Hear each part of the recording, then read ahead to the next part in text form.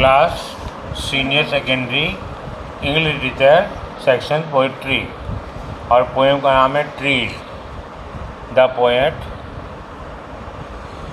ये पोइटेस है। She is a profound lover nature. कवित्री प्रकृति की गहन प्रेमिका है।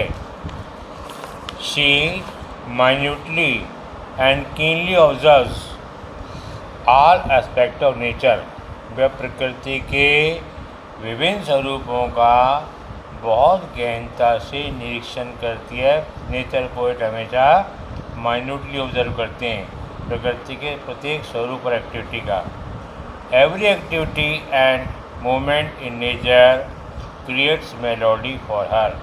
कुदरत की प्रत्येक गतिविधि, हरकत कवित्री के लिए मधुर संगीत, मेलोडी कहते हैं स्वीट म्यूजिक, उसके लिए मधुर संगीत उत्पन्न करती है। She finds herself perfect harmony with nature. वे अपने आप को प्रकृति के साथ संपूर्ण तालमेल में महसूस करती है। इसे कम्यूनियन भी कहते हैं, हार्मनी को, परफेक्ट हार्मनी को। COMMUNI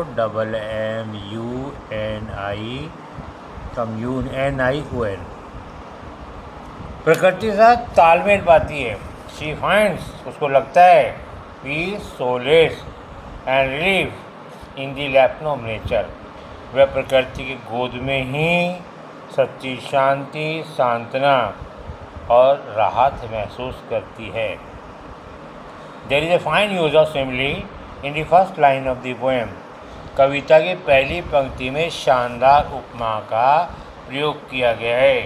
शी कंपेयर्स वो कहते हैं ब्रांच को, शाखाओं को, विद हैंगिंग ऑर्नामेंट। वह पेड़ की डाल की तुलना लटकते हुए आभूषणों से करती है। एज द सन इमर्जेज, जो ही सूर्य प्रकट होता है, स्मॉल इंसेक्ट्स हावर अराउंड ट्री। छोटे मोटे कीट पतंगे पेड़ों के चारों तरफ मंडराने लग जाते हैं। बजिंग ऑफ बीज और मधुमक्खियों के भिनभिनाट creates sweet melody for her. कवित्री को ऐसा लगता है जैसे ये कीट पतंगे उसके लिए मधुर गान उत्पन्न कर रहे हों। ये स्टैंजा 3 है, इनको आप समझ लो, फिर आपको अच्छी तरह पसंद आएगी। ये बहुत इंपॉर्टेंट स्टैंजा जो हम बोल रहे हैं। The sun is personified as a tiny creature. इसको हम एक सूक्ष्म जीव मान रहे हैं।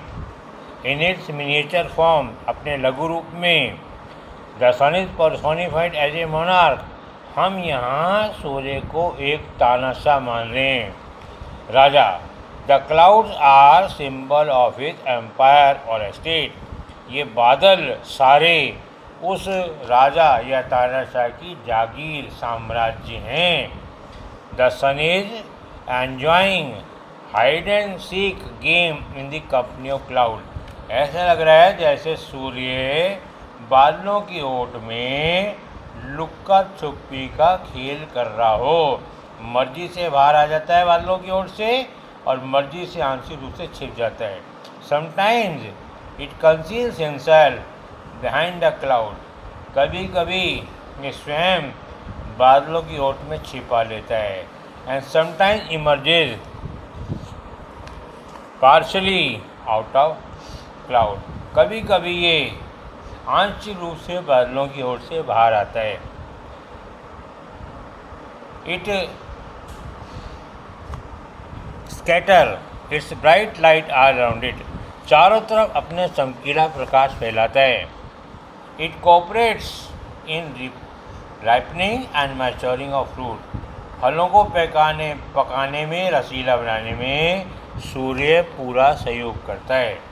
द पोएम इज रिमार्केबल और सुपर वर्बल इमेजरी। उसमें उत्कृष्ट कल्पनाओं का प्रयोग किया गया है। पिकासो टेक्निक, चित्रात्मक शैली अपनाई गई है। The pictorial quality of the poet vividly portray different aspects and activities of nature. इस चित्रात्मक शैली से ही कवि प्रकृति की विभिन्न गतिविधियों का वर्णन करता है। Although all the trees are standing in a queue, swinging of its branches, सारे पेड़ ऐसा लग रहा है जैसे कतार में खड़े हों और उसकी शाखाएं झूल रही हों।